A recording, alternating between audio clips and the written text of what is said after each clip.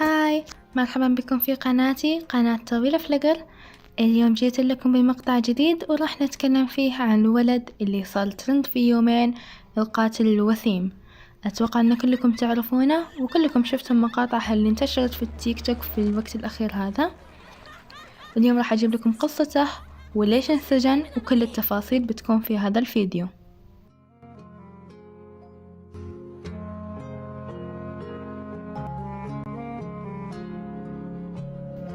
كاميرون هيرن، الشاب ذو 18 عاما، قتل أم وطفلتها أثناء قيادته الجنونية، ولكن ما زاد الأمر سوءا هو تعاطف الكثير مع الناس معه بسبب جماله الذي جعل الكثيرين يطالبون بتخفيف العقوبة أو إطلاق سراحه.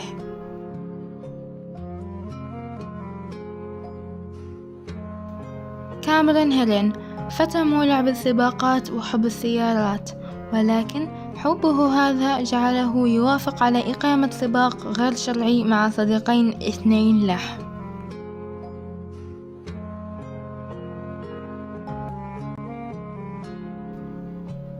ولكن ما لم يتوقعه كاميرون هو أم مع طفلتها الرضيعة يقطعان الطريق وقت السباق. كانت سرعته جنونية ولم يتمكن من إيقاف السيارة في الوقت المناسب، مما أدى لاصطدامه بهما.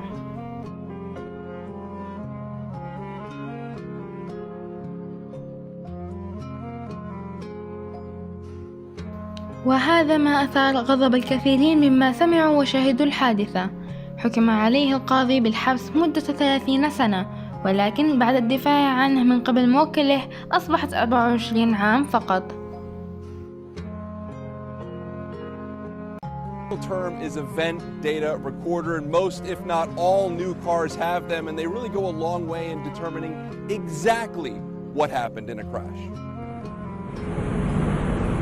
According to this report, Cameron Herron was doing 102 miles an hour before the driver began a hard braking right before the crash on Bayshore Boulevard.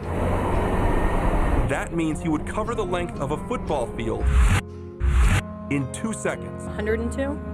Not 60, not 80. People are sad and really angry about the continued speeding on Bayshore. The triple-digit speeding data comes from his 2018 Mustang's event data recorder. Odds are your car has one too, especially if it was made in the last 4 or 5 years. What they do is they record what's going on in the vehicle, such as acceleration, deceleration, braking, speed, whether or not you're wearing your seatbelt, and pretty much anything that electronically is controlled. Sometimes called a black box, just like in airplanes, they typically record that data just prior to and during a crash. So who has access to that information? You do as the owner of the vehicle, and then it can be gotten for somebody else by a court order. In the Bayshore crash, the black box data was pulled following a judge-approved search warrant. Trying to disable the device is difficult, if not impossible, and remember, in many cases, it could help you. As a vehicle owner, if your vehicle has one of those black boxes and you're being accused of doing something you weren't doing, you definitely can get access to that information in your black box and help support your case. هناك فئة كبيرة من الناس لا يؤيدون الحكم هذا ويرون بأنه قاسي ويريدون استبداله بحكم أخف أو بالأعمال الشاقة، بينما هناك فئة أخرى ترى أنه يستحق هذا الحكم وأنه قليل في حقه.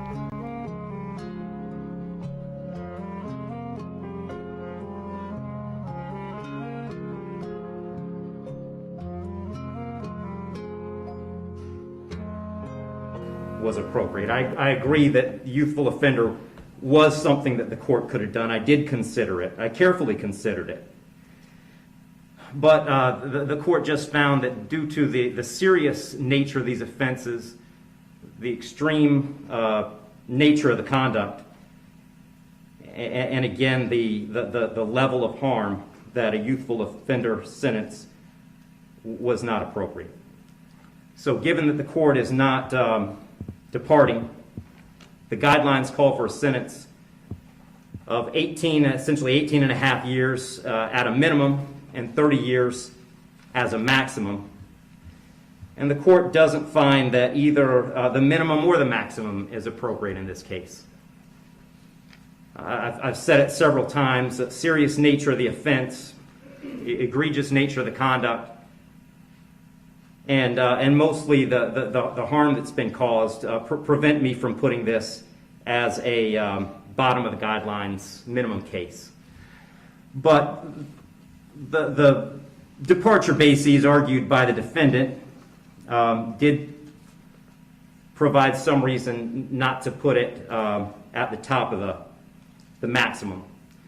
And specifically, the court did take into account that the defendant's 18, certainly responsible for his actions, and he's being held accountable for his actions.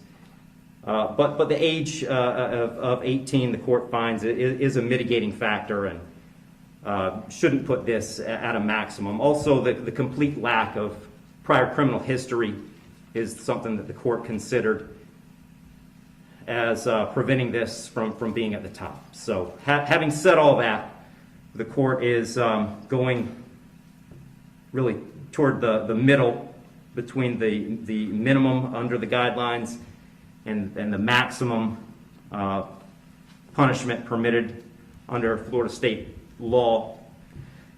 So on count one, vehicular homicide, the court's going to adjudicate the defendant guilty, sentence him to 9 years in the Florida State Prison. On count two, same charge, court will adjudicate the defendant guilty, sentence him to 15 years Florida State Prison, and that'll run consecutive to count one, for a total of 24 years Florida State Prison. Count three is a misdemeanor, unlawful racing on a highway, so the court will adjudicate the defendant guilty, sentence him to time served. Give credit for time served, I believe, 2 days. Court will impose mandatory court costs.